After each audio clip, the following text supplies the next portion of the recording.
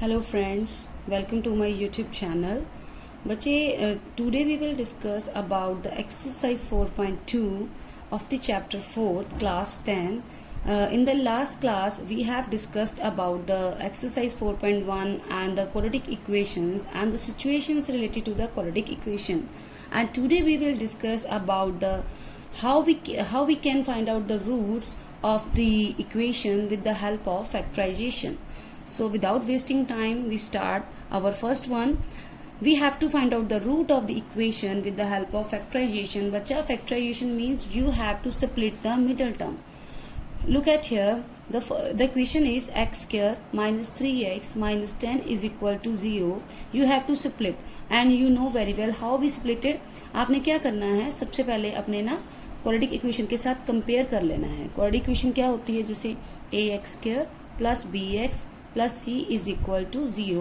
और यहाँ पे लिख लीजिए a क्या है आपका 1 और आपका b क्या है -3 और c क्या है आपका -10.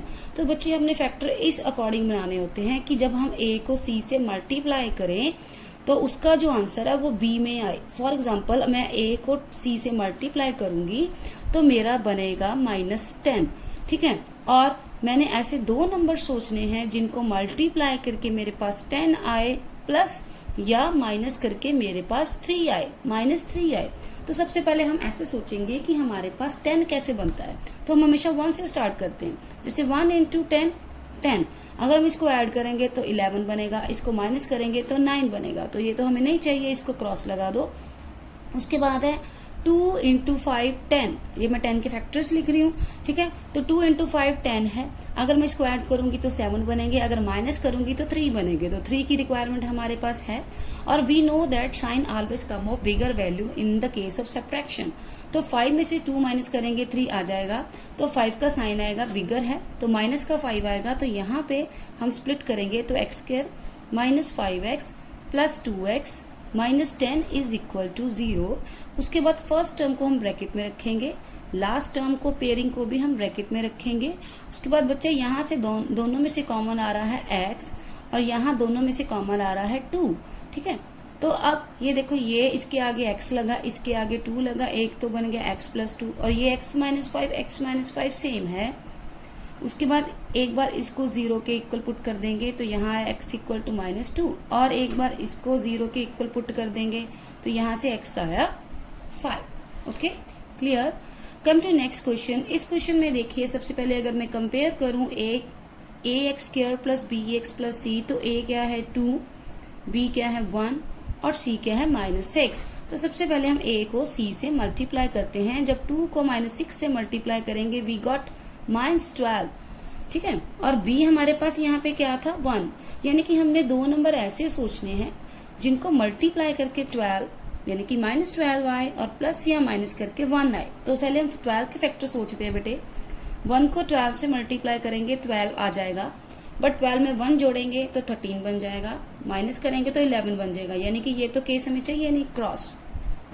अब उसके बाद 2 6 द 12. 6 में 2 ऐड करेंगे 8 बन जाएगा, 6 में से 2 माइनस करेंगे 4 बन जाएगा. तो ये केस हमें चाहिए नहीं, हमें तो 1 बनाना है, क्रॉस.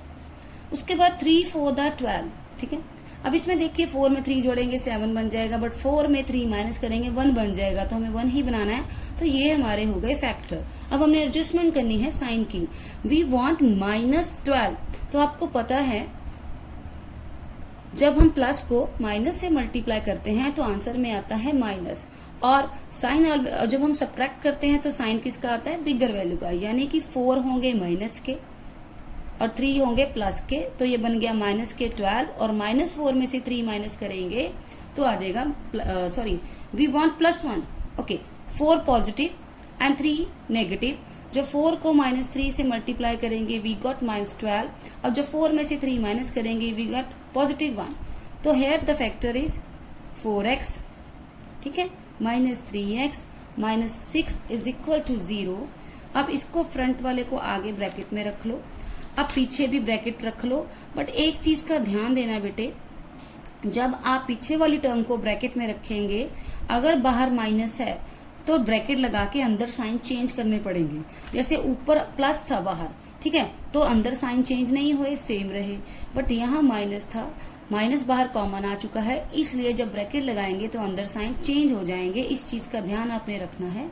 अब यहाँ से कॉमन निकल रहा है 2 और x, 2x कॉमन निकल गया तो अंदर बचा x प्लस 2, और यहाँ से 3 कॉमन निकल गया तो अंदर क्या बचा, x प्लस 2।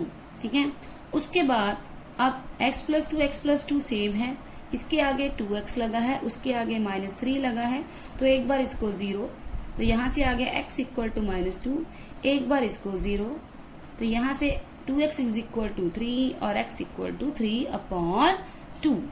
ओके बच्चा, come to next part, √2x² plus 7x plus 5√2 is equal to 0। इसके लिए हम इसको जब कंपेयर करेंगे तो a आ जाएगा √2, b आ जाएगा 7 और c आ जाएगा 5√2।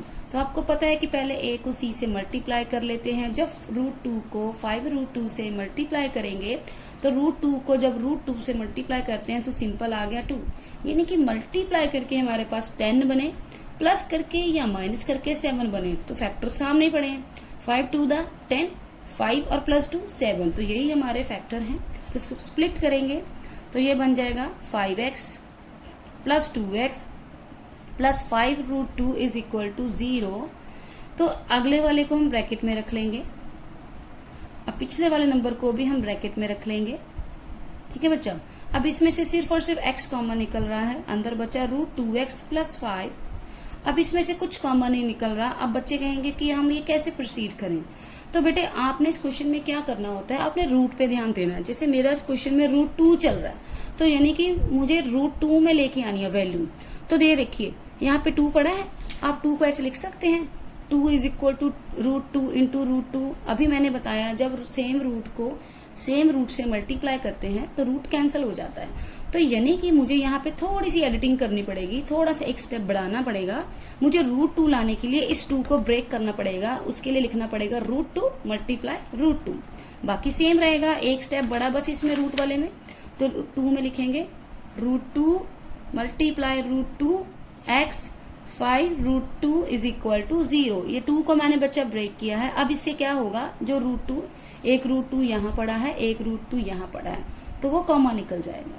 ठीक है, तो यहाँ से √2 कॉमन निकल गया, अंदर बचा √2x plus 5 is equal to 0। अब ये देखिए ये दोनों values √2x plus 5 √2x plus 5 same हो गई, तो एक तो आ गया √2x प्लस 5, एक इसके आगे क्या लगा है x और इसके आगे क्या लगा है √2 विच इज इक्वल टू 0। एक बार आप इसको 0 ले लेंगे बेटे, तो यहाँ से आ गया √2x equal to -5 and x equal to -5/√2। अगर आप इसका रैशनलाइजेशन करते हैं तो ऊपर नीचे √2 से मल्टीप्लाई करते हैं, यू गॉट -5√2/2। अब यहाँ से x प्लस √2 इक्वल टू को 0 पुट करेंगे तो x इक्वल टू -√2। ओके बच्चे, क्लियर। तो जब भी ऐसे कोई रूट वाला क्वेश्चन आए तो आपने ये देख लेना, फॉर एग्जांपल यहाँ पे √3 होता तो ऐसा कोई नंबर 3 होगा तो उसको लिखेंगे √3 इंटू √3। फॉर एग्जांपल यहाँ पे √5 होता तो आपके पास ऑब्वियस है क्वेश्चन में एक ऐसा 5 आना था तो जिसको आपको ब्रेक करना पड़ना था √5 इंटू √5 करके। ओके बच्चे, आई होप कि आपको ये 3 क्वेश्चन फर्स्ट क्वेश्चन के 3 पार्ट्स क्लियर हो गए होंगे। ओके बेटा, थैंक यू।